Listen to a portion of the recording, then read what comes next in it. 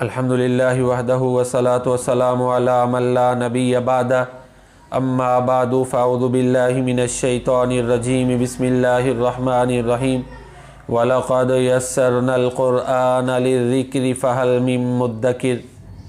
خلاصۃ القرآن کا سلسلہ جاری ہے اور اس سلسلے میں آج انشاءاللہ العزیز چوتھے پارے کا خلاصہ آپ حضرات کی خدمت میں پیش کیا جائے گا۔ بنیادی طور پر چوتھے پارے کو دو حصوں میں تقسیم کیا جاتا ہے۔ اس کے پہلے حصے میں سورہ آل عمران کا بقیہ حصہ شامل ہے، جبکہ دوسرے حصے میں سورہ نساء کا ابتدائی حصہ شامل ہے۔ سورہ آل عمران کا جو ابتدائی حصہ ہے اس میں جو چیزیں بیان کی گئی ہیں ان کا خلاصہ یہ ہے کہ سب سے پہلے خانہ کعبہ کے فضائل کا ذکر ہے چوتھے پارے کے شروع میں۔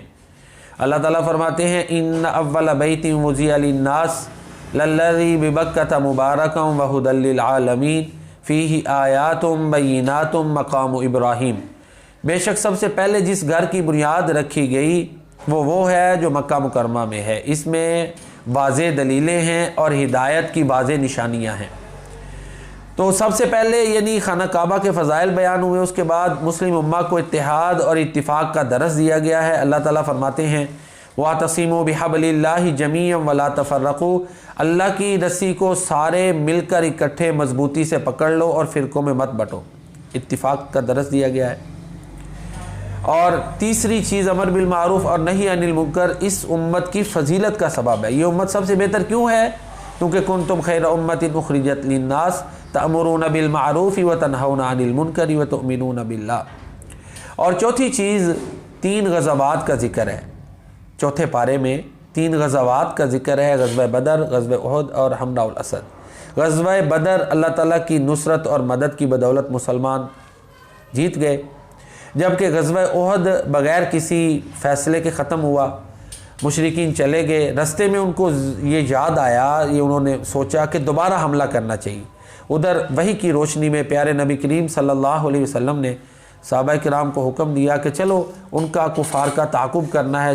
چنانچہ صحابہ کرام تعاقب میں نکلے تو بغیر لڑائی کے ہی اللہ تعالیٰ نے کفار کے دلوں میں مسلمانوں کا رعب اور دہشت ڈال دی، چنانچہ وہ بھاگ گئے، وہ چلے گئے۔ سورہ آل عمران میں کامیابی کے جو ہے نا وہ 4 اصول بیان ہوئے ہیں: صبر، مصابرہ، مرابطہ اور تقوی۔ یا ایھا الذین آمنوا اصبروا وصابروا ورابطوا واتقوا اللہ لعلکم تفلحون۔ صبر کرو، آپس میں ایک دوسرے کو صبر کرنے کا کہو، ہر وقت اللہ کی راہ میں تیار رہو اور تقوی اختیار کرو۔ یہ 4 چیزیں اگر اہل ایمان اپنا لیں گے تو وہ کامیاب ہیں۔ اسی طرح کامیابی کا ایک معیار یہ بھی بیان ہوا کہ جو دوزخ سے بچ گیا، جنت میں داخل ہو گیا، حقیقت میں وہی کامیاب ہے اور یہ دنیا فانی ہے۔ کل نفس ذائقۃ الموت وانما توفون اجورکم یوم القیامہ فمن زحزح عن النار وادخل الجنۃ فقد فاز وما الحیاۃ الدنیا الا متاع الغرور۔ تو چوتھے پارے کا جو دوسرا حصہ ہے وہ سورہ نساء کی ابتدائی آیات پر، ابتدائی حصے پر مشتمل ہے۔ اس میں بنیادی طور پر 4 چیزیں بیان ہوئی ہیں۔ یتیموں کے حقوق بیان ہوئے ہیں کہ ان کا کوئی حق جو ہے وہ غصب نہیں کرنا، ان کے ساتھ برابری کرنی ہے۔ اسی طرح تعدد ازواج کا مسئلہ بیان ہوا ہے۔ میراث اور وراثت کے احکام اور مسائل بیان ہوئے۔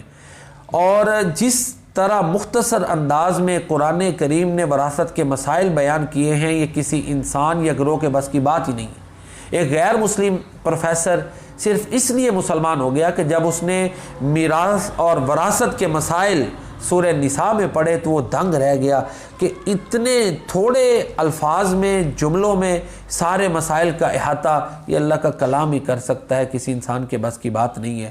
اور سورہ نساء میں چوتھے پارے کے آخر میں محرم یعنی محرمات کا ذکر ہے، وہ عورتیں جن کے ساتھ رشتہ حرام ہے، ماں ہے، بہن ہے، بیٹی ہے، اسی طرح خالہ ہے، پھوپھی ہے، بھانجی ہے، سگی بھتیجی ہے، اسی طرح بیوی اس کی والدہ ہے، اور اسی طرح بیوی جس سے خلوت کی ہے اس کی بیٹی پچھلے خاوند سے ہے، ایک وقت میں 2 بہنوں کو یکجا کرنا وہ حرام ہے۔ تو محرم رشتے جو ہے نا یہ چوتھے پارے میں بیان ہوئے۔ تو یہ مختصر چوتھے پارے کا خلاصہ تھا۔ پھر میں آخر میں عرض کرتا ہوں کہ 2 حصوں میں چوتھے پارے کو تقسیم کیا جاتا ہے۔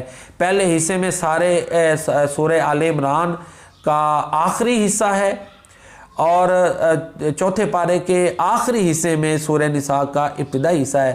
تو یہ چوتھے پارے کا خلاصہ تھا۔ انشاءاللہ 5ویں پارے کے خلاصے کے ساتھ دوبارہ آپ کی خدمت میں حاضر ہوں گے، اور اللہ تعالیٰ قرآن کریم کے ساتھ ہماری محبت کو قبول فرمائے، اور قرآن کریم کو اللہ تعالیٰ ہمارا سفارشی بنائے، اسے ہمارے لیے حجت بنائے۔ السلام علیکم ورحمۃ اللہ۔